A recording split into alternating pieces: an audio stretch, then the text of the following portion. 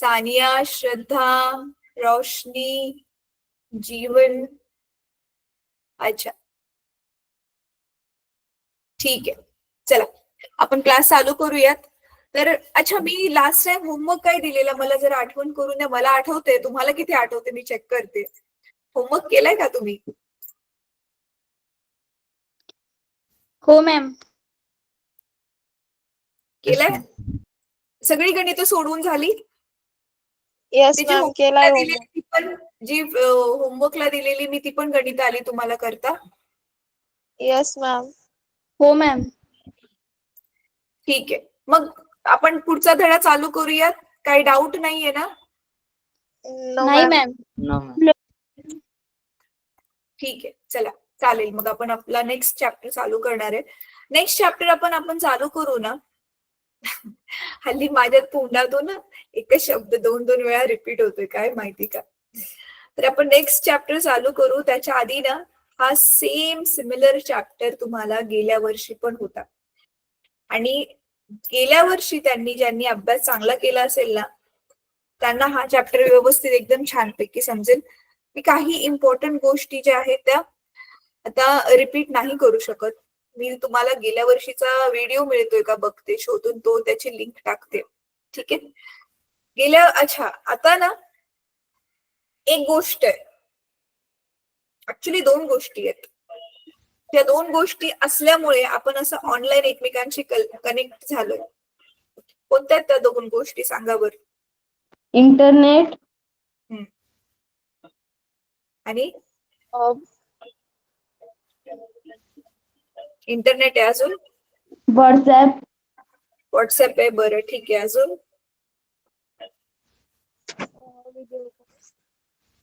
अजून अजून अरे सांगा अजून.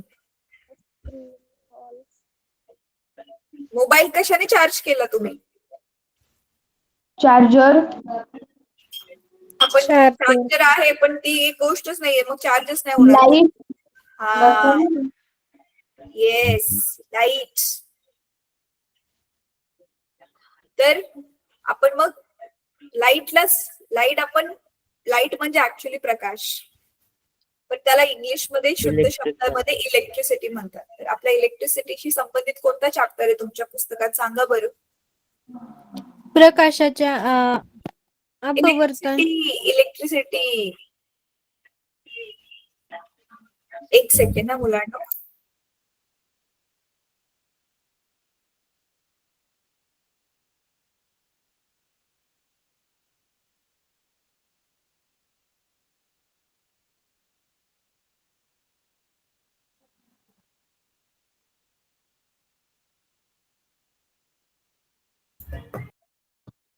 तर इलेक्ट्रिसिटीशी संबंधित आपला जो धडा आहे इफेक्ट्स ऑफ इलेक्ट्रिक करंट, मराठीमध्ये विद्युत धारेचे परिणाम. विद्युत धारा वाहून गेल्यावर काय परिणाम होतोय ते आपण हे सगळ्या धड्यामध्ये शिकणार आहोत. ठीक आहे, तर चला आता ना गेल्या वर्षीच्या ज्या सगळ्या कन्सेप्ट आहेत ना, करंट, इलेक्ट्रिसिटी, धारा, विद्युत धडा होता ना तुम्हाला 9वीला, त्या कन्सेप्ट जोपर्यंत तुम्हाला येत नाहीयेत तोपर्यंत हा धडा तुम्हाला समजणार नाही.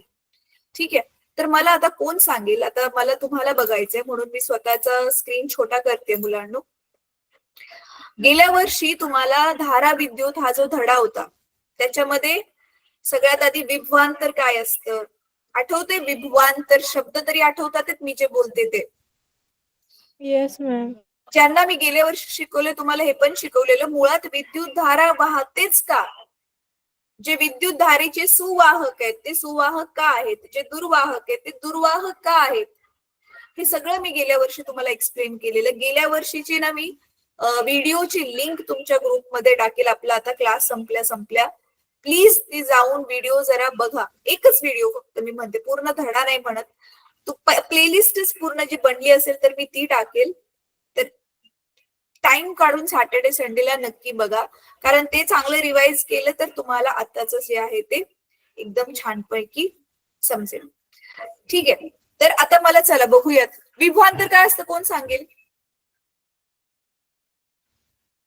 विभवांतर काय असतं कोण सांगेल मला? अच्छा, इथे किती असे स्टुडंट्स आहेत ज्यांना मी गेल्या वर्षी शिकवलेलं नाहीये? हातवर करा जरा, आपला मोबाईल वाला हँड वरती करा. मला वाटते जीवन नवीन आहे. मॅम इंग्लिश मध्ये काय म्हणता? हा, संदीप नवीन आहे. संदीप, तुझ्या बरोबर तुझी आणखी एक स्टुडंट आहे ना, 10वीचा मुलगी आहे ना, ती पण बसली आहे का संदीप? मॅडम दुसऱ्या मोबाईल वर नाही ते. ती दुसऱ्या मोबाईल, काय नाव आहे? तिने कोणत्या नावाने जॉईन केलंय? तिने नसेल जॉईन केलं तर तिला पण जॉईन करायला सांग बेटा. अच्छा, ओके मॅडम. तेजस, हा सांग लवकर, सांग तिला. तर तेजसने पण नव्हतं जॉईन केलं. बरं ठीक आहे, मी काही गोष्टी ना आता ज्या गरजेच्या आहेत ना, थोडक्यात शॉर्टली क्विकली रिवाइज करून देते तुम्हाला आणि मग आपण धडा चालू करूयात. ठीक आहे, तर चला मी स्क्रीन शेअर करते आता तुमच्या बरोबर.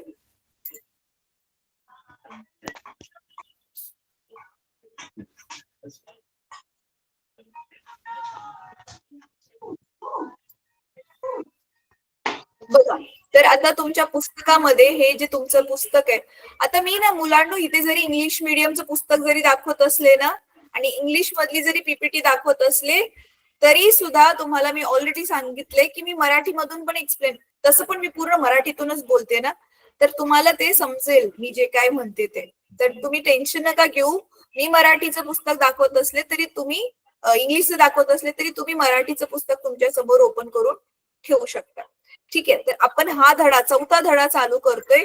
इफेक्ट्स ऑफ इलेक्ट्रिक करंट म्हणजे विद्युत धारेचे परिणाम. ठीक आहे, हा वाला धडा आज आपण चालू करतोय. आणि त्याच्यासाठी मग आपल्याकडे ही पीपीटी पण बनवलेली, ही पण मी तुम्हाला मधून मधून दाखवेल की ह्या धड्यामध्ये आपण काय काय शिकतो. तर आता हे ना रिव्हिजन साठी ओम्स लॉ वगैरे मी इथे टाकलेलं आहे.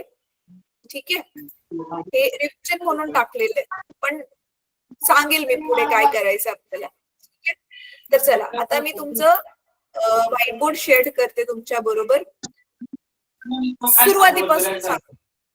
ज्यांना बोलायचं नसेल मुलांनो, माईक म्यूट ठेवा. माईक कोणाचा तरी चालू आहे. जीवन बेटा म्यूट कर स्वतःला.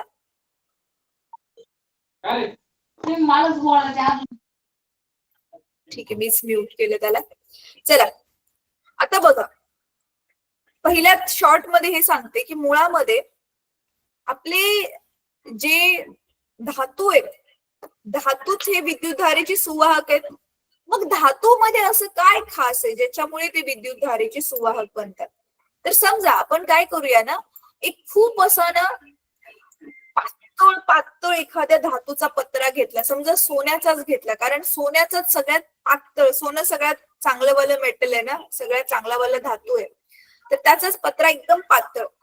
असं शक्य नाहीये खरं तर प्रॅक्टिकली, पण असं आपण मानतोय की आपण त्याचा एवढा पातळ वाला पत्रा घेतलाय ना की त्याच्या एका ह्या थरामध्ये एकच अणू आहे असं आपण मानून चालतोय. तुम्हाला माहितीये ना, आपले सगळे जे मूलद्रव्य ती अणूंपासून बनलेली आहेत, बरोबर आहे?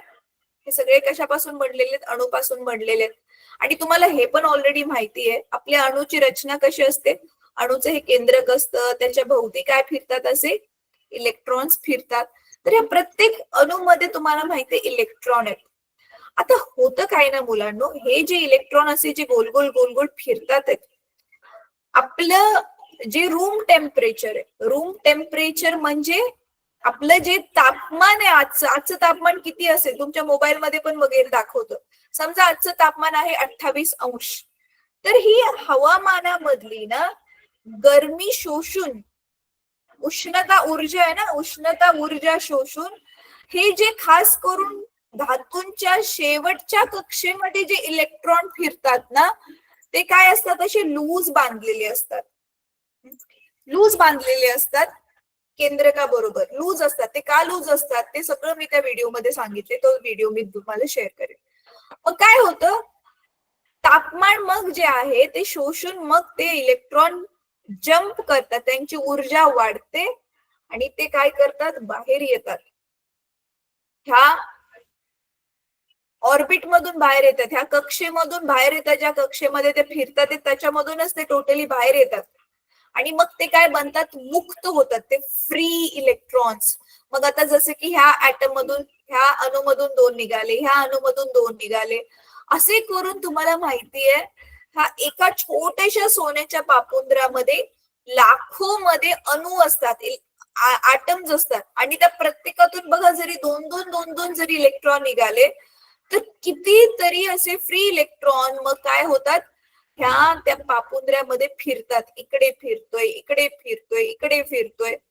मग इथे सुद्धा आपण असं म्हणू शकतो की विद्युत धारा, विद्युतची इथे धारा आहे. म्हणजे काय, विद्युत कशासाठी आहे, विद्युत हा शब्द विद्युत धारासाठी वापरला जातो. हा शब्द विद्युत प्रभार माहितीये तुम्हाला 2 प्रकारचे असतात, धन प्रभार आणि ऋण प्रभार. धन प्रभार जवळ आणल्यावर काय होईल मुलांनो, लवकर सांगा. धन प्रभार मी जवळ आणला काय होईल, बोला रे. धन प्रभार वस्तू जवळ आणली एकमेकांच्या काय होईल, एकसारखा प्रभार एकमेकांना काय करतो, आकर्षित करतो, की त्याच्यामध्ये काय म्हणतात, प्रतिकर्षण होतं. काय होतं, कोणीच बोलत नाही. एवढा अवघड प्रश्न विचारलाय का मी. हा, like charges repel each other. एक समान जे प्रभार असतात एकमेकांना एकमेकांपासून दूर फेकतात, आणि एक धन असेल एक ऋण असेल तर दोघांना काय करतात, ते आकर्षित करतात. मग इथे काय होतंय ना, आता हे जे सगळे इलेक्ट्रॉन आहेत ते इकडे तिकडे फिरतात. मग विद्युत हा शब्द विद्युत प्रभारासाठी वापरला. आणि धारा म्हणजे काय, धार कशी पाण्याची वाहते तसा हा प्रभार इकडे तिकडे जातोय, फिरतोय, म्हणून आपण त्याला म्हणतो विद्युत धारा, विद्युत प्रभारांची धारा. कळते. आणि म्हणून इंग्लिश मध्ये आला काय शब्द आहे, करंट इलेक्ट्रिसिटी. करंट म्हणजे धारा आणि इलेक्ट्रिसिटी म्हणजे इलेक्ट्रिक चार्ज. विद्युत प्रभार म्हणजे इलेक्ट्रिक चार्ज वाहतोय. पण आता इथे जी इलेक्ट्रिसिटी वाहते ना मुलांनो, हे पण ही आपल्या काय कामाची नाही का, कारण हे इलेक्ट्रॉन कुठल्या पण दिशेला चाललेत, मग हे कुठे पण फिरतात, ते आपल्या काय कामाचे नाहीये. म्हणून आपण काय करतो ना, आपण जसं ह्या पापुद्र्याला नुसती एक छोटीशी बॅटरी जोडली अशी, की तुम्हाला माहिती आहे आपल्याला दिसू अगर नाही, काय होतं ना, एक मिनिट मी चुकीचं काढलं. हा, तर काय होतं ना, आता तुम्हाला माहितीये बॅटरीला आपला जो विद्युत घट असतो, बॅटरी असते, त्याला एक धन प्रभार असतो, एक ऋण प्रभार असतो, right. Positive terminal, negative terminal असतो. आणि मग काय होतं, हे इलेक्ट्रॉन स्वतः काय आहेत, ऋण प्रभारित आहेत. मग हे जे इलेक्ट्रॉन आहेत आतमध्ये, आता हे सगळे निगेटिव्हली चार्ज जे इलेक्ट्रॉन आहेत, हे आता हे धन प्रभाराकडे आकर्षित होणार. आताच आपण बघितलं, जे विरुद्ध प्रभार असतील एकमेकांना आकर्षित करतात. तर मग आता हा जो इलेक्ट्रॉन आहे हा त्या पापुद्र्यामधून बाहेर निघून असं वायर मधून वाहायला सुरुवात करतो, आणि मग हा तो बॅटरी मधून पण जातो आणि असं पूर्ण ह्या सर्किट मध्ये व्हायला सुरुवात करतो, पूर्ण विद्युत परिपथामध्ये तो व्हायला सुरुवात करतो. मग तेव्हाच आपण म्हणतो की अरे विद्युत धारा व्हायला लागली, म्हणजे आता एकच धार बनली ना, एकाच रस्त्यातून वाहतात आहेत बघा, म्हणून विद्युत धारा नाव दिले. इझी. आता नीट लक्षात घ्या मुलांनो, हे तुम्हाला गेल्या वर्षी पण होतं. हे जो मी असा ह्या दिशा दाखवली धन प्रभाराकडे, ही इलेक्ट्रॉनची दिशा आहे. इलेक्ट्रॉनची दिशा म्हणजे नेगेटिव्ह चार्ज, ऋण प्रभाराची ती दिशा आहे. पण आपल्या विद्युत धारेची दिशा आपण नेहमी धन घेतो, म्हणून ती काय करतो, ह्याच्या विरुद्ध घेतो. तर आपला जो करंट आहे, विद्युत धारेचा जी दिशा आहे ती काय असते, धन कडून अशी ऋण प्रभाराकडे असते, आणि ऋणकडे धन पासून सुरू होऊन ती अशी पूर्ण फिरून परत माघारी येते. कळते. तर आपली विद्युत धारेची जी दिशा आहे ती कुठून कुठपर्यंत आहे, धन कडून ऋणकडे असते. ठीक आहे, इझी आहे. चला आता मी काही अजून इम्पॉर्टंट गोष्टी तुमच्या रिवाइज करवते गेल्या वर्षी जे शिकलेल्या. म्हणजे आपले मेटल्स म्हणजे धातूच का सुवाहक आहेत, फक्त धातूंमध्येच असे इलेक्ट्रॉन जे आहेत ते फ्री इलेक्ट्रॉन अवेलेबल आहेत मुलांना, ते मुक्त अवेलेबल आहेत ते इलेक्ट्रॉन. म्हणजे फक्त फक्त इलेक्ट्रॉन धातूंचेच आपल्या नॉर्मल आताचं जे तापमान आहे त्याला ते बाहेर येतात. मग बाकीच्या पदार्थांमध्ये, बाकीच्या मूलद्रव्यांमध्ये, एलिमेंट्स मध्ये काय होते, ते इलेक्ट्रॉन खूप घट्ट बांधलेत केंद्रकाबरोबर. जसं आता बघा, सूर्य कसं एकदम घट्ट खेचतोय ना आपल्या सगळ्या ग्रहांना, म्हणून ते ग्रह गोल गोल गोल गोल फिरतात सूर्याच्या गुरुत्वाकर्षण बलामुळे.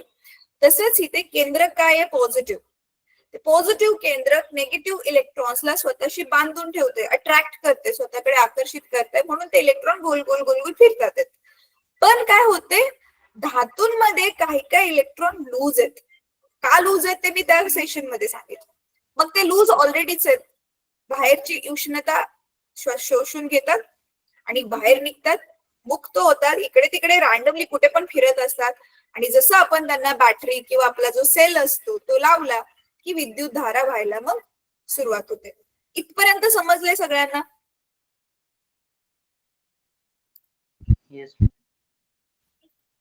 हो नाही, तुम्ही काहीच बोलला नाही, तुमचे एकतर कॅमेराज पण ऑफ आहेत, मला कसं कळणार मुलांना? बोला रे, समजलं एवढं? हो नाही, काहीतरी बोला. नाही समजलं तर नाही सांगा.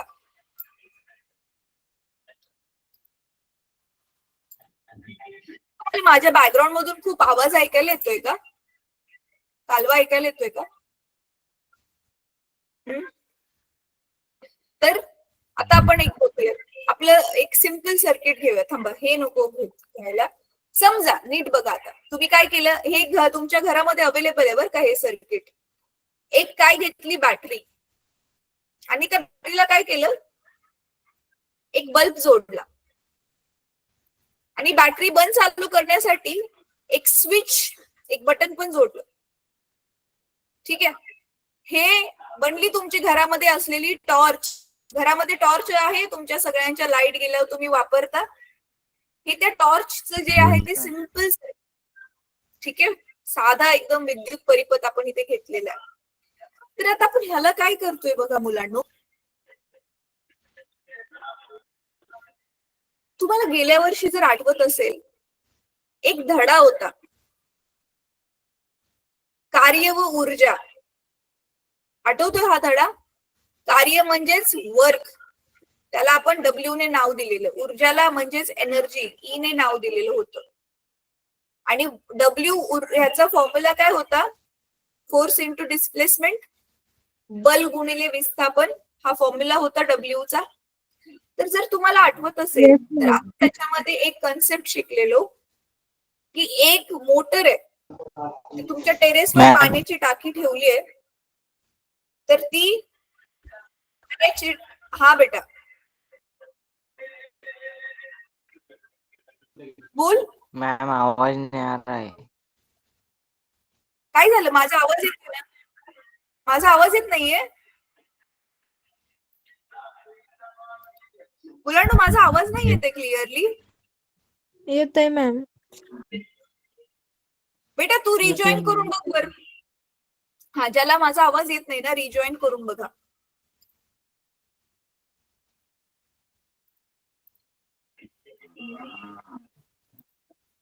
हा, तर बघा, मग आता आपण इथे काय होतंय ना, म्हणजे काय, ती पाण्याची टाकीसाठी आपण काय जोडले, मोटर. मोटर कुठलं काम करते, मोटर समजा 1 तासामध्ये ती पाण्याची टाकी भरण्याचं काम करते, राईट.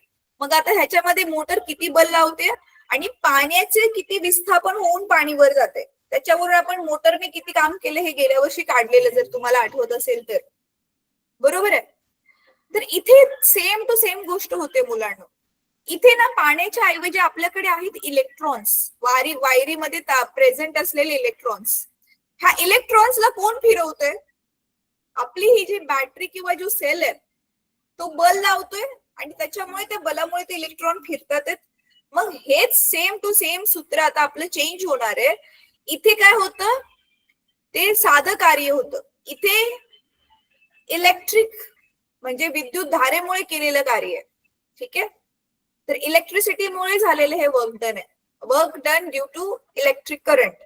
मग ह्याच्यामध्ये आता इथे एफ च्या ऐवजी येणार आहे आपल्याकडे व्ही, आणि एस च्या ऐवजी येणार आहे आपल्याकडे क्यू. आता व्ही काय आहे? व्ही आहे आपलं पोटेन्शियल डिफरन्स, म्हणजेच काय आहे? विभवांतर. गेल्या वर्षी आपण ह्याला केलेलं बघा, इंग्लिश मध्ये आपण काय म्हणतो ह्याला? Potential difference, right? Potential difference. Potential difference म्हणजे फरक. पोटेन्शियल म्हणजे क्षमता, क्षमतेचा फरक असं त्याचा इंग्रजीमध्ये अर्थ आहे. म्हणजे इंग्रजीमध्ये त्याचा आपण मिनिंग लावला तर. पण इथे काय त्याचा अर्थ आहे?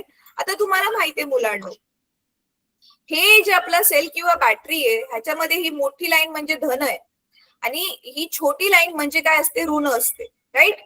तर हे जे धन आहे आणि हे जे ऋण आहे म्हणजे इथे इलेक्ट्रॉन खूप जास्त आहेत म्हणून ऋण प्रभार आलाय, मायनस साइन आलाय. आणि इथे पॉझिटिव्ह चार्ज का आलाय? कारण इलेक्ट्रॉन कमी आहेत, बरोबर आहे. आता ह्याचं पण कसं काय होतंय हे पण मी गेल्या वर्षी एक्सप्लेन केलेलं, त्याचा पण व्हिडिओ मी शेअर करेल. तर इथे काय होतंय? ऍक्च्युली विद्युत प्रभारांच्या पातळीचा फरक आहे. पोटेन्शियल डिफरन्स म्हणजेच पातळीचा फरक. मग पातळीचा फरक असल्यामुळे आता जसं की बघा गेल्या वर्षी तुम्हाला आठवत असेल तर हे माझ्याकडे 2 पाण्याच्या टाक्या आहेत आणि त्या दोघांना जोडलंय मी मधून पाईपने. ह्या टाकीमध्ये जास्त पाणी आहे आणि हा नळ मी खोलून दिला तर तुम्हाला माहिती ह्या टाकीमध्ये ज्याच्यामध्ये कमी पाणी आहे मग काय होईल? ह्या टाकीतलं पाणी ह्या पाईप मधून इकडे यायला सुरुवात होईल आणि तोपर्यंत हे पाणी वाहत राहील जोपर्यंत दोन्ही टाक्यांमधले पाण्याची लेवल काय नाही होते? समान नाही होते, बरोबर आहे. म्हणजे काय होतं? जास्त पातळीकडून कमी पातळीकडे पाणी वाहते. सिंपल गोष्ट आहे. हायर लेवल पासून लोअर लेवल पर्यंत. इथे पण तेच होते. इथे फक्त आपल्याकडे जी बॅटरी होती ना, त्या बॅटरीमध्ये काय होतं? इथे धन चार्ज, इथे धन प्रभार जास्त, इथे ऋण प्रभार जास्त आहे. म्हणजे इथे इलेक्ट्रॉन कमी आहेत, इथे इलेक्ट्रॉन जास्त आहे. जसं आपण नुसती वायर जरी जोडली ना मुलांना, हा बल्ब जरी नाही जोडला, स्विच जरी नाही जोडला, नुसती वायर जरी जोडली तरी काय होईल ना? प्रकृती काय करते? बॅलन्स मेंटेन करायचा प्रयत्न करते, संतुलन मेंटेन करायचा प्रयत्न करते. मग इथे इलेक्ट्रॉन जे खूप जास्त होते ना, हे इलेक्ट्रॉन तिकडे व्हायला सुरुवात होते आणि तोपर्यंत हे इलेक्ट्रॉन वाहतच राहतील जोपर्यंत दोन्हीकडे समान इलेक्ट्रॉन होणार नाहीत. आणि मग काय होईल माहितीये? मग हा धनप्रभार ऋणप्रभार निघून जातो आणि मग त्यावेळी आपण म्हणतो अरे सेल संपला, बॅटरी संपली, आणि मग आपण त्याला फेकून देतो. कळते तुम्हाला? लेवलचा हा जो डिफरन्स आहे, पातळीचा हा जो डिफरन्स आहे, त्याच्यामुळे विद्युत धारा वाहते. पातळीचा जो फरक आहे तो संपला की विद्युत धारा वाहणं बंद होईल. म्हणून हे जे विभवांतर आहे हे काय आहे? लेवल मधला फरक आहे. आणि म्हणून बघा आपण ह्याला कशामध्ये मोजतो? व्होल्ट मध्ये बघतो ना. आपल्याकडे 5 व्होल्टचा सेल आहे, 2 व्होल्टचा सेल आहे. किती व्होल्टचा सेल? सेल म्हणजे आपला तो बघा इंग्लिश मध्ये ऍक्च्युली ते सेल आहे. गावाला काय म्हणतो? अरे शील संपला. ते शील नाहीये, ते सेल आहे. ते गावच्या लोकांना एवढं माहिती नसल्यामुळे ते नीट प्रोनाउन्सिएशन त्याचं करत नाही. तर आपण गेल्या वर्षी मग हे वर्क डनचं सूत्र बघितलेलं, व्ही क्यू. पोटेन्शियल डिफरन्स काय असतो हे पण बघितलेलं होतं, जे मी आता रिपीट केलं. नंतर आपण बघितलेलं की किती विद्युत धारा वाहते. बघा जसं आपलं वस्तुमान आहे, मास आहे, 2 किलोग्राम बटाटे म्हणजे काय आहे? 2 किलोग्राम काय आहे त्याचं? मास आहे. मास आहे त्याचं m = 2 kg, राईट? तर मासला, वस्तुमानला आपण m मध्ये डिनोट करतोय, तसं पोटेन्शियल डिफरन्सला v मध्ये डिनोट करतो. मासला आपण जसं किलोग्राम मध्ये मोजतो, त्याचं युनिट आहे, तसं आपण पोटेन्शियल डिफरन्सला कशामध्ये मोजतोय? व्होल्ट मध्ये मोजतोय, राईट? सेम टू सेम आपल्याकडे आता नेक्स्ट पुढची भौतिक राशी, फिजिकल क्वांटिटी आहे, ती म्हणजे करंट. करंट म्हणजेच किती विद्युत धारा वाहते. तिला आपण कशाने डिनोट करतोय? आय ने दर्शवतोय. कशाने? आय ने दर्शवतोय. आणि तिला आपण मोजतोय अँपियर मध्ये, राईट? आणि ह्याचं सूत्र आपण गेल्या वर्षी बघितलेलं, I = Q/T. आठवतंय हे सूत्र? Yes ma'am. किती चार्ज, किती विद्युत प्रभार वाहतोय, तर हे सगळं आपण गेल्या वर्षी केलेलं होतं. ठीक आहे. तर चला आता पुढे अजून एक पार्ट बघूया. तर गेल्या वर्षीचे आता सूत्र मी इथे साईडला लिहून काढते, जे आपण केलेली होती. काय काय बघितलेलं होतं? तर एक आपण बघितलेलं होतं W बघितलेलं होतं, W बरोबर VQ. दुसरं आपण बघितलेलं होतं I = Q/T. Q काय होतं बरं मुलांनो? क्यू हा होता आपला टोटल चार्ज. चार्ज म्हणजेच किती प्रभार आहे. ऋण प्रभार आहे ठीक आहे, पण किती मोजायचं म्हटल्यावर किती प्रभार तो मोजला जातो. आणि आपण ह्याचं पण एक सूत्र बघितलेलं तुम्हाला जर आठवत असेल तर any total number of electrons, किती इलेक्ट्रॉन आहेत आणि एका इलेक्ट्रॉनच्या वरचा प्रभार. आणि चार्ज आपण कशामध्ये मोजतो? कुलोम मध्ये, राईट. जसं की तुम्हाला आठवत असेल Q is equal to 4 coulomb गणित आपण सोडवलेली होती. तर हे सगळं आपण गेल्या वर्षी केलेलं होतं. ओम्स लॉ पण आपण गेल्या वर्षी केलेला होता. फॉर्म्युला सांगा मला, सूत्र सांगा मुलांना ओम्स लॉचं. काय होतं ओम्स लॉचं सूत्र? आठवते तुम्हाला? हे V is directly proportional to I आपण केलेलं होतं. आणि मग V चं सूत्र आपण लिहिलेलं होतं V is equal to IR. Yes, ma'am. तर ही सगळं आपण गेल्या वर्षी केलेल्या होत्या. ठीक आहे. तर आता आपण एक पुढचा पार्ट करणार आहे जो तुमच्या बुक मध्ये दिलेला आहे, टेक्स्ट बुक मध्ये. बघा मुलांनो, हा वाला पार्ट ना तुम्ही स्वतःहून वाचून काढा जरा. हे बघा इथून ते इथपर्यंत. हा एनर्जी ट्रान्सफर हा वाचून काढा. तर हे वाला साधं सर्किट घेतलेलं आहे आणि त्याच्यासाठी पॉवर काढणार आहे. पॉवर म्हणजे शक्ती. हे पण आपण गेल्या वर्षी केलेलं होतं, पण ते असंच इन जनरल केलेलं होतं. आता आपण विद्युत धारेची इलेक्ट्रिकल पॉवर काढणार आहोत, विद्युत शक्ती काढणार आहोत आपण. ठीक आहे. गेल्या वर्षी अशीच इन जनरल शक्ती काढलेली होती, कुठल्या पण वस्तूची किती शक्ती येईल, पण आज आपण विद्युत शक्ती काढणार आहोत. ठीक आहे. ठीक आहे, थांबा. आता ही जी आकृती आहे ना माझ्या फळ्यावरती मी घेते.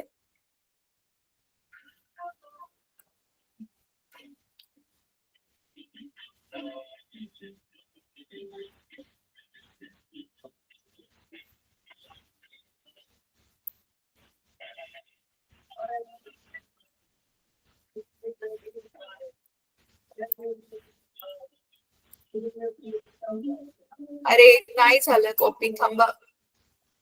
कधी कधी हे होतच नाही कॉपी.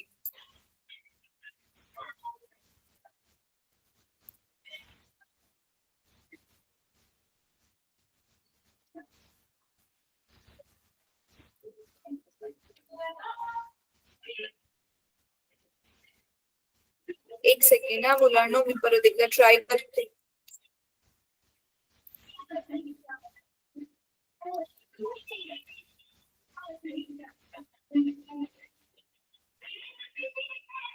बट काय होते, जाऊ दे, ह्याच्यामध्येच एक्सप्लेन करते. बघा ही नॉर्मली आपली ही बॅटरी घेतलेली आहे.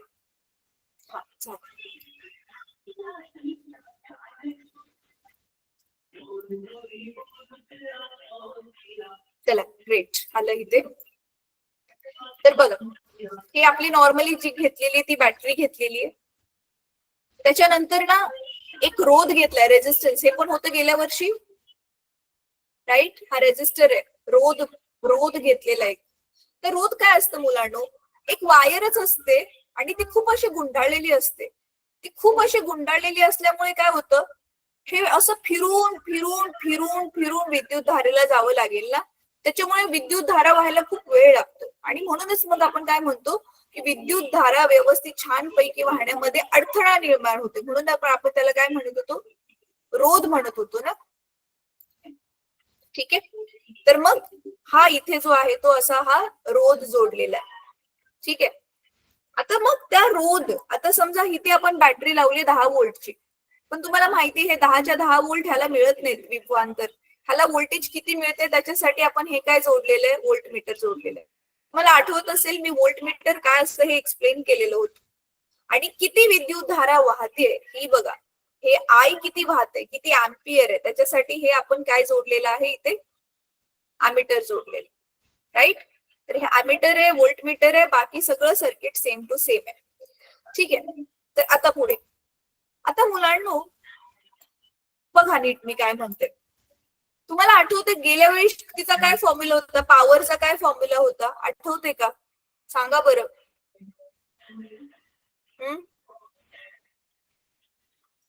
किती काम केले दिलेल्या वेळेत, आठवते? किती फास्ट केलं, किती स्लो केलं, हे आपण बघितलेलं होतं. करेक्ट आहे.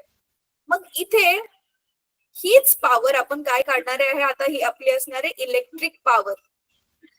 एका इलेक्ट्रॉनला हलवण्यासाठी पूर्ण सर्किट मधून ह्या बॅटरीने किती काम केलंय, किती वेळामध्ये ते काम केले इलेक्ट्रॉनला गोल गोल गोल गोल फिरवायचं. म्हणून मग ही जी आपली इलेक्ट्रिक पॉवर आहे, आता ह्याला बघा कसं लिहू शकतो, P is equal to W/T आहे. पण Wच आपलं काय आहे, VQ आहे ना. हे दिसतंय इथे Wच्या ऐवजी काय ठेवलं, Wच आपला काय VQ आहे, राईट. आणि खाली T. आता अजून एक गोष्ट मुलांना, तुम्हाला आठवतंय आपण गेल्या वर्षी शिकलेलो की ज्या नॉन लिव्हिंग थिंग्स असतात, ज्या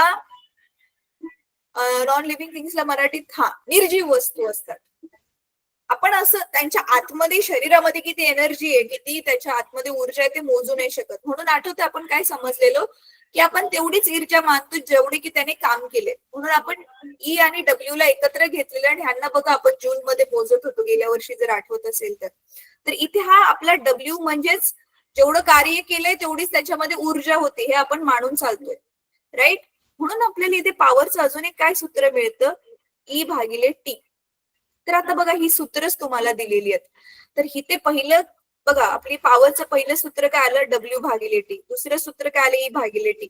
तिसरं सूत्र जे काय आलं, VQ/T. बरोबर आहे. आता नीट बघा, आता व्हीच्या ऐवजी आता मी ह्याला व्यवस्थित असं लिहिलं, समजा व्ही इथे बाजूला लिहिला आणि हे जे Q/T आहे ह्याला बाजूला लिहिलं, तर हे Q/Tचं बघा काय होतं सूत्र इथे, आठवतंय. Q आपलं काय आहे, करंट आहे ना, I आहे. तर VI हे म्हणजे नक्की काय करते ना, मी एकच सूत्र आपण वेगवेगळ्या पद्धतीने काढू शकतो ते दाखवते. तर हे झालं आपलं पहिलं सूत्र, राईट. हे झालं आपलं दुसरं सूत्र. आता ह्यालाच अजून पुढे कसं मी चेंज करू शकते, बघा आपला ओम्स लॉ काय आहे, V बरोबर IR आहे ना. तर हे पहिलं सूत्र काय आलेलं, E/T किंवा W/T. हे पहिलं सूत्र झालेलं आपलं. दुसरं सूत्र आता आपलं काय आलं, हे वालं P बरोबर VI आलं, हे दुसरं सूत्र आलं. आता ह्याच्यामध्येच मी V ची किंमत IR ठेवली ओम्स लॉ वापरून, तर काय येणार, V च्या ऐवजी IR आणि इथे परत I, काय येईल सांगा बरं मग. I दोन वेळा I²R. हे आलं तिसरं सूत्र, बरोबर आहे. आता मी काय करते बघा, आता V ला असंच ठेवते, आयच्या ऐवजी इथून हे बघा, ह्याच्यावरून आयचं सूत्र काय काढू शकतो, R ला इकडे पाठवला तर I बरोबर ओम्स लॉ वापरूनच V/R, बरोबर आहे. मग इथे मी हेच आयचं सूत्र इथे टाकते बघा. तर V तसाच ठेवला आणि इथे V/R. तर दिसते हे V दोन वेळा आलं. मग अजून एक सूत्र काय आलं आपल्याकडे, ह्याच्याच पुढे लिहिते मी, V²/R. तर अशी बघा ही चारीच्या चारी सूत्र तुम्हाला पाठ करायचे आहेत, कारण प्रत्येक गणितात काय काय दिले त्याच्यावरून आपण ही पॉवर काढू शकतो 4 घेऊन. ठीक आहे, इझी. बघा मुलांनो, आता हे तुम्हाला मी त्या व्हिडिओचे शेअर केलं कळणारच आहे की असं त्या बॅटरी आणि सेल मध्ये काय आहे. गेल्या वर्षी मी शिकवलेलं की बघा ती बॅटरी सेल जोपर्यंत जोडत नाही तोपर्यंत काहीच नाही होणार. ती बॅटरी सेल मध्ये असं काय आहे की जोडल्यावर बघा इलेक्ट्रिसिटी व्हायला लागते. तुम्ही ती बॅटरी संपल्यावर तोडून पण बघितली असेल, एखादा सेल असं काळं काळं चिपचिपा उसमे चीज होतीये आणि त्याच्यामध्ये एक पेन्सिल सारखा रॉड पण असतो, है ना. तर होते काय ना मुलांनो, त्या बॅटरी किंवा सेल मध्ये ते काय आहेत, केमिकल्स आहेत, रसायन आहेत. मग ते केमिकल्स एकमेकांमध्ये अशी मिक्स केलेत की त्यांच्यामध्ये रासायनिक अभिक्रिया होते, केमिकल रिॲक्शन होते आणि त्याच्यामुळे मग काय होतंय ना, हे इलेक्ट्रॉन वेगवेगळे होतात. एका ठिकाणी जास्त इलेक्ट्रॉन गोळा होतात, एका ठिकाणी कमी इलेक्ट्रॉन गोळा होतात, जसे इथे झालेत. इथे जास्त इलेक्ट्रॉन आहेत, इथे कमी इलेक्ट्रॉन आहेत आणि मग आपला काय बनतो, ही बॅटरी बनते. आणि हीच बॅटरी मग ज्यावेळी ते इलेक्ट्रॉनला जायला आपण मार्ग निर्माण करून देतो, वायर जोडतोय आणि मग आपण म्हणतो, मग ते इलेक्ट्रॉन फिरायला लागतात आणि मग काय म्हणतो आपण, इलेक्ट्रिसिटी फ्लो व्हायला लागते, बरोबर आहे. म्हणजे इथे काय झालंय माहितीये, ही रासायनिक जी ऊर्जा होती ही केमिकल एनर्जीचं कन्व्हर्जन कशात झालं, इलेक्ट्रिक एनर्जी मध्ये. गेल्या वर्षी होतं एका स्वरूपामधून ऊर्जा दुसऱ्या स्वरूपामध्ये ट्रान्सफर होते. जसे की आता बघा, आपली इलेक्ट्रिसिटी आपण वापरून लाईट चालू आहे, बल्ब जळतोय घरामध्ये, फॅन फिरतोय, मग इलेक्ट्रिक एनर्जीचं लाईट मध्ये कन्व्हर्जन झालं. फॅन फिरतोय आता म्हणजे हवेमध्ये कन्व्हर्जन नाही झालंय मुलांना, लक्षात घ्या. फॅन फिरतोय म्हणजे ती त्याची कोणती ऊर्जा आहे, यांत्रिक ऊर्जा आहे ना, मेकॅनिकल एनर्जी मध्ये कन्व्हर्जन झालंय. आणि ते फॅनचे ब्लेड्स फास्ट फास्ट फिरत असल्यामुळे फॅनच्या जवळची जी हवा आहे ती आपल्याकडे फेकली जाते. एवढंच होतंय बस. ठीक आहे.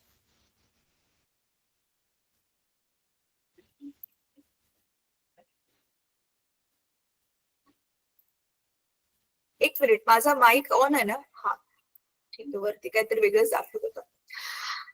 इथपर्यंत समजलं मुलांनो? तर बॅटरीमध्ये कोणत्या एनर्जीचं कशात कन्व्हर्जन होते? रासायनिक ऊर्जेचं रूपांतर विद्युत ऊर्जेत होते. ठीक आहे. आता पण तुम्हाला माहितीये मुलांनो, कधी पण तुम्ही बघितलं ना, कुठल्या, आता समजा ही एक वायर आहे माझ्या हातात, त्याच्यातून विद्युत धारा वाहून गेली आणि आपण त्याला हात लावला, गरम होते है ना? ज्या पण गोष्टीमधून विद्युत धारा वाहते ती गोष्ट गरम होत असते. मग ह्याला आपण काय म्हणतो ना, ह्याला आपण म्हणतो हिटिंग इफेक्ट. हिटिंग इफेक्ट, औष्णिक, मराठीमध्ये ह्याला नाव दिलेलं आहे विद्युत धारेचा औष्णिक परिणाम. इफेक्ट म्हणजे परिणाम आणि हिटिंग म्हणजे औष्णिक. दिले पुस्तकामध्ये तुमच्या मराठी मुलं बघा जरा, हे असं काहीतरी दिलं असेल, औष्णिक परिणाम, विद्युत धारेचा औष्णिक परिणाम दिलंय का? हो नाही काहीतरी बोला रे. Yes ma'am. ठीक आहे. मग इथे काय होतंय ना मुलांनो, आपण जी विद्युत धारा आता आपल्या, अच्छा, हे औष्णिक परिणामावर तर सायंटिस्ट लोक त्यांनी काय केलं, अरे आपल्याला पाहिजे असो नाही असो विद्युत धारा वाहिल्यावरती वस्तू गरम होणारच आहे, मग चला त्याचा वापर करूया. मग ही गरम होण्याची जी क्वालिटी आहे ती वापरून आपण आपल्या घरामध्ये काहीतरी इलेक्ट्रिक आता उपकरणं वापरतोय, इलेक्ट्रिक अप्लायन्सेस आपण युज करतोय. ती कोणती कोणती आहेत सांगा बरं? वस्तू गरम होते ती आपण वापरतोय आणि त्यांना गरम करायला आपण इलेक्ट्रिसिटीचा वापर करतोय, विद्युत ऊर्जेचा वापर करतोय. ती कोणती उपकरणं आहेत सांगा जरा मला, घरामध्ये तुमच्या पण असतील, लवकर लवकर. मॅम, आपण चार्जिंगला फोन लावल्यानंतर चार्जर पण गरम होते. पण ते आपल्याला नकोय. गरम होण्याचा यूज आपण कुठे करतोय? गरम होणं पाहिजे, आपल्याला गरम व्हायला पाहिजे, ती गरमी आपण वापरतोय कुठल्या ना कुठल्या कामाला. अशी कोणती उपकरण आहेत?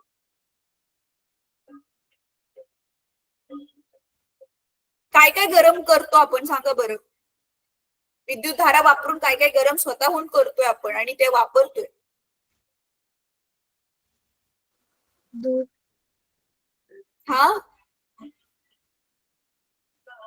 इस्त्री, कपड्यांना इस्त्री करता की नाही तुम्ही? Yes ma'am. अजून सांगा. आता चला एक एक्झाम्पल मी दिला, आता बाकीचे तुम्ही सांगा. Heater. Heater, yes, very good, correct. अजून? Bulb, yes, absolutely. तर बघा तुमच्या पुस्तकामध्ये की नाही, हे बघा ही चित्र दिलेली आहेत, हे दिसतात आहे तुम्हाला? हे आहे कॉईल ऑफ हीटर. हीटरच्या आतमध्ये बघा ही अशी कॉईल असते, अशी लाल लाल होते. रूम गरम ठेवण्यासाठी, जिथे खास करून बर्फ वगैरे पडतो, खूप थंडी असते, तिथे घरामध्ये हे हीटर असतात. आणि ही तर शेगडी तुमच्यापैकीच आता कोणाकडे तरी घरी असेल. ही आहे इलेक्ट्रिक शेगडी, गव्हर्नमेंटने गावच्या काही लोकांना वाटलेली होती, आहे राईट. ही पण तुम्ही बघितली असेल की किती लाल लाल लाल लाल होते, राईट. आणि आपला हा साधा बल्ब, हल्ली तर एलईडी बल्ब आपण वापरतोय, पण काही वर्षांपूर्वी हा साधा बल्ब वापरायचा आपण. आठवतं, ही वायर असायची मध्ये, ही वायर तुटली की बल्ब जायचा, मग तो बल्ब खराब व्हायचा, राईट. तर हे आपली सगळी जी घरामधली उपकरणं आहेत ही ह्या हिटिंग इफेक्ट ह्या नियमावर काम करत आहेत. ठीक आहे. तर आता इथे काय होतंय ना मुलांनो, आपण जी विद्युत धारा देतोय ना, आता बल्बामध्ये आणि बल्बमध्ये पण काय होतंय की आपण जी विद्युत धारा देतोय त्या विद्युत धारेचं म्हणजे इलेक्ट्रिक एनर्जीचं रूपांतर माहितीये कशामध्ये होतंय? ही जी आपली इलेक्ट्रिक एनर्जी आहे ह्याचं रूपांतर होते हीट एनर्जी मध्ये. उष्णता ऊर्जेमध्ये त्याचं रूपांतर होतंय. इलेक्ट्रिक एनर्जीचं रूपांतर कशामध्ये होते? हीट एनर्जी मध्ये होते. आणि म्हणूनच मग आता आपण ही जी एनर्जी बोलतोय ना, ही इलेक्ट्रिक एनर्जी, तर आता बघा काय करते मी, नीट बघा. ही जी आता आपण 4 सूत्र काढली ना, ही 4 सूत्र आपण कशासाठी काढली? शक्तीसाठी काढली, पॉवरसाठी काढली. आता आपण ती 4 सूत्र ही हीट एनर्जीसाठी काढणार आहोत. नीट बघा. हे बघा, हे पॉवर वरून हे जे सूत्र होतं आपलं P is equal to E भागिले T. आता हीच ती E जी आहे ही आपली कशात कन्वर्ट होते? हीट एनर्जी मध्ये कन्वर्ट होते. H फॉर हीट, म्हणून आपण E ला काय लिहिणार आहे? H लिहिणार आहे. तर मग आता आपलं पहिलं सूत्र मग काय बनेल बघा इथे. मग P बरोबर H भागिले T. मग हे T ला तिकडे पाठवा. मग PT बरोबर काय आलं? H आलं. म्हणजे आपलं H चं सूत्र, पहिलं सूत्र काय होईल? PT. हे पहिलेवालं सूत्र झालं, राईट. तर हे पहिल्या सूत्रावरून हे ह्याचं पण पहिलं सूत्र आपलं भेटलं. आता सेम टू सेम आता इथे PVI आहे, तर दुसऱ्यांदा आता इथे मी P च्या ऐवजी काय ठेवणार आहे? VI.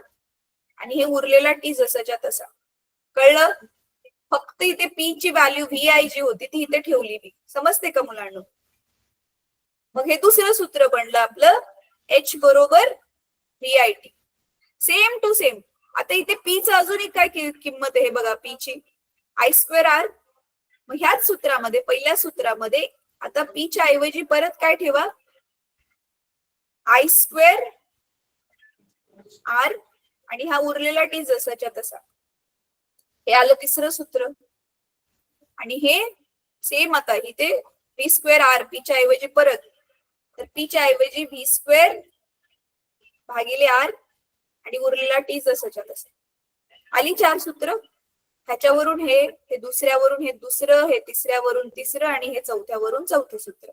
इझी. फक्त P च्या व्हॅल्यूज मी वेगवेगळ्या ज्या काढलेल्या होत्या त्या ठेवलेल्या आहेत. आणि हेच तुमच्या पुस्तकामध्ये इथे दिलंय बघा. हे दिसतंय? हे पहिलं सूत्र PT वालं, राईट. आता इथे फक्त V च्या ऐवजी त्यांनी VAB का लिहिलंय मुलांनो?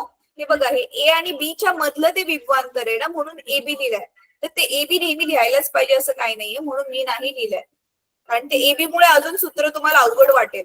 जेव्हा की हे एवढंच सूत्र आहे, VIT एवढं छोटस सूत्र आहे. इथे पण P चं सूत्र नुसतं VIच आहे, सिम्पल वालं सूत्र आहे.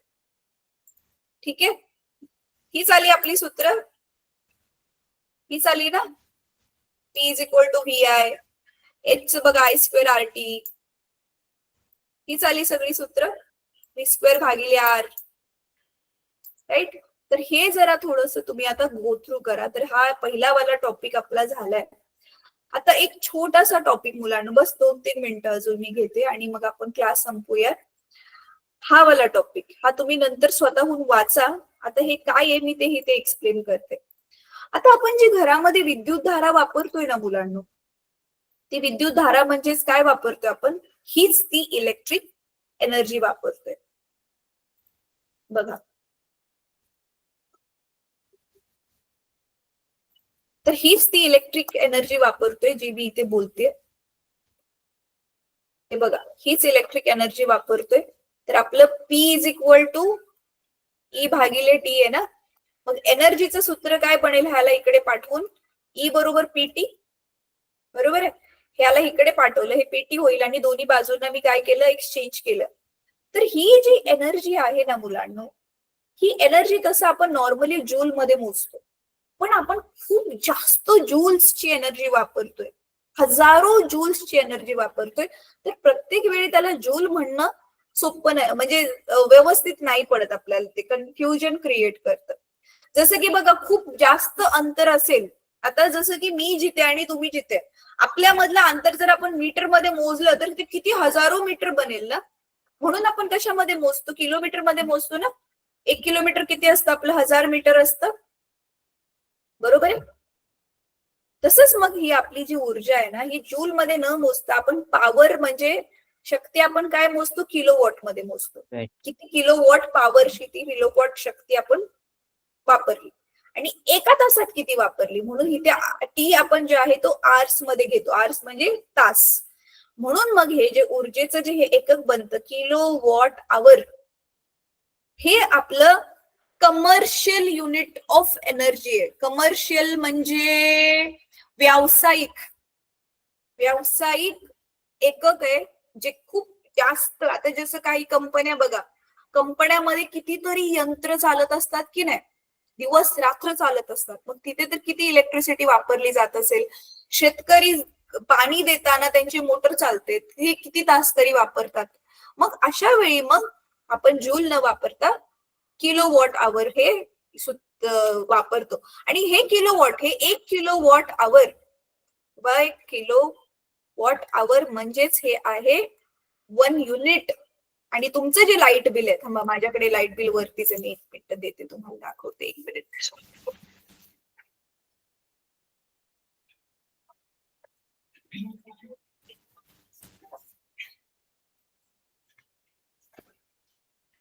हे बघा, आता तुम्हाला दिसत असेल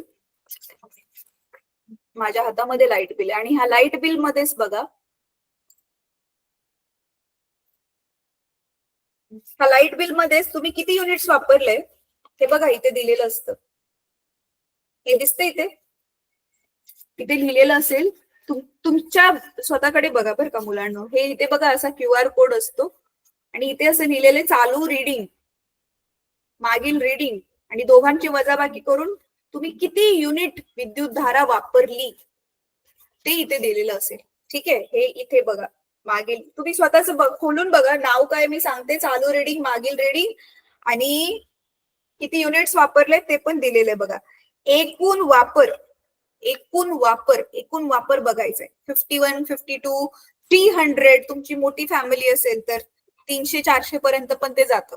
ठीक आहे, तर मग हे जे रीडिंग आहे हेच ते युनिट आहे. म्हणजे आता जसं माझं 51 दाखवते, मी 51 किलोवॉट आवर म्हणजे मी किती युनिट एनर्जी वापरली, 51 किलोवॉट आवर. तेवढी मी एनर्जी वापरली, तेवढी मी विद्युत ऊर्जा वापरलेली आहे.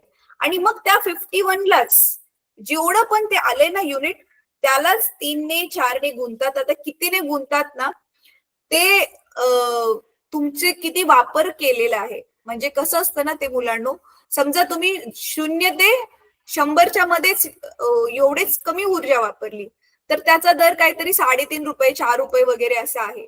मग तुमचं जर युनिट 0 ते 100च्या मधला असेल तर ते 3.5 ने गुणतात.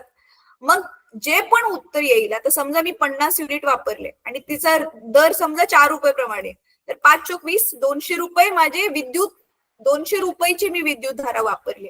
पण प्लस त्याच्यामध्ये ना इकडचा तिकडचा टॅक्स, ट्रान्सपोर्ट चार्जेस, हे चार्जेस, मेंटेनन्स चार्जेस वगैरे ते सगळे ऍड होऊन मग बिल जनरेट होतं.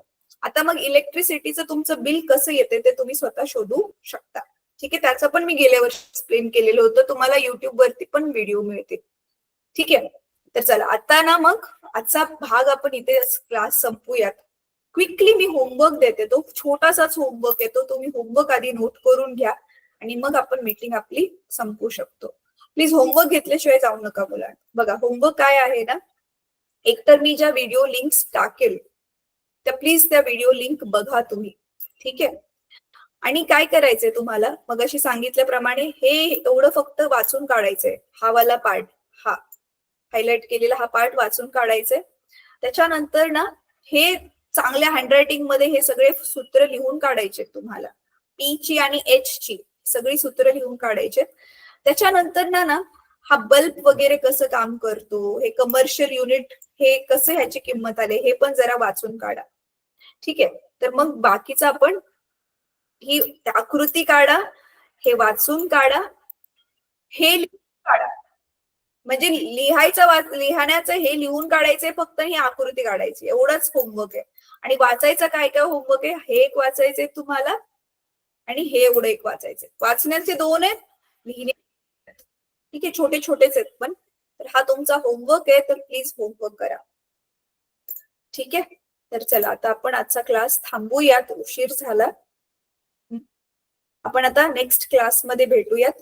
मुलांनो मला फक्त लास्ट सांगा, कोणाकोणाला समजलं आज शिकवलेलं? चला अर्ध तरी समजले मी काय आज शिकवले ते. हात वर करा जरा. दत्ताला समजले, विवेकला पण समजले. Great, thank you so much. Sandeep तुला नाही समजलं? समजले पक्का बेटा, समजले? ठीक आहे, चालेल, ठीक आहे, चालेल. आपण आता क्लास थांबूयात. Thank you so much. होमवर्क करून फोटो क्लिक करून ग्रुपमध्ये टाका. ठीक आहे, फक्त सूत्र लिहायचे आणि आकृती काढायची, बस एवढंच करायचं.